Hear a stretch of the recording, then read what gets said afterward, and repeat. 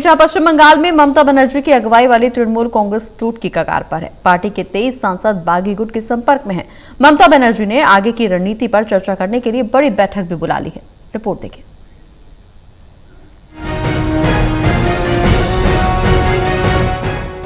पश्चिम बंगाल चुनाव में तृणमूल कांग्रेस की हार के बाद ममता बनर्जी को 15 साल बाद सत्ता गंवानी पड़ी थी। हालिया चुनाव में ममता बनर्जी की अगुवाई वाली टीएमसी को 80 सीटों पर जीत मिली थी।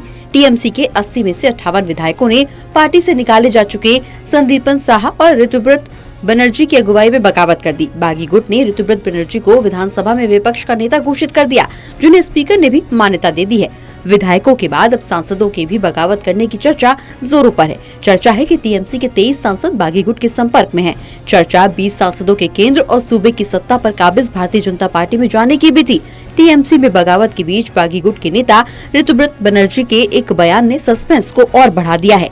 दरअसल ऋतुव्रत बनर्जी का कहना है कि थोड़ा धैर्य रखिए, बहुत कुछ हो सकता है। दरअसल कोलकाता में ऋतुव्रत बनर्जी से टीएमसी के 20 सांसदों के बीजेपी में शामिल होने की अटकलों को लेकर सवाल पूछा गया था। सवाल के जवाब में ऋतुव्रत बनर्जी ने कहा कि पिछले 7 दिन में मेरी किसी भी सांसद से कोई बात नहीं हुई है। उन्होंने किसी भी सांसद से कोई बात नहीं होने को आधार बनाते हुए कहा कि इसीलिए ये नहीं कह सकता कि सांसद क्या कदम उठाएंगे। पश्चिम बंगाल विधानसभा में बागी गुट की ओर से नेता प्रतिपक्ष ऋतुव्रत बनर्जी का कहना है कि वर्तमान में जीता हूँ, कल क्या होगा ये कोई नहीं कह सकता। हालांकि सूत्रों की माने तो टीएमसी में अगले हफ्ते टूट हो सकती है। 23 सांसद भी बागी गुट के साथ जा सकते हैं। टीएमसी सूत्रों की माने तो ये सांसद अभिषेक बनर्जी से नाराज बताए जा रहे हैं। ये सांसद भी विधायकों की तरह अलग गुट बना सकते हैं। वहीं टीएमसी के लोकसभा में 28 सांसद हैं। ऐसे में दल बदल कानून के तहत कार्रवाई से बचने के लिए अलग गुट को 19 सांसदों के समर्थन की जरूरत होगी। कहा जा रहा है कि सांसदों की बगावत का नेतृत्व पार्टी के एक बहुत ही वरिष्ठ सांसद कर रहे हैं। राज्यसभा में टीएमसी के 13 सांसद हैं। राज्यसभा में अलग गुट की मान्यता के लिए 9 सांसदों को समर्थन जरूरी होगा। दूसरी तरफ टीएमसी में बगावत के बाद अब ममता बनर्जी भी एक्टिव मोड में आ गई हैं।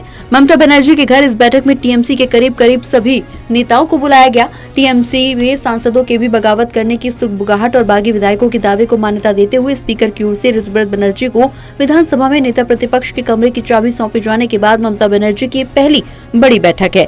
टीएमसी के नाम निशान को लेकर भी अब कयासों का दौर तेज हो गया है। ममता बनर्जी के सामने 28 साल पहले बनाई गई अपनी ही पार्टी का नाम और निशान अपने पास बनाए रखने की चुनौती खड़ी हुई है। ममता की अगुवाई में होने जा रही इस बैठक में आगे की रणनीति तय होने पर चर्चा की जाएगी। National desk report, total news.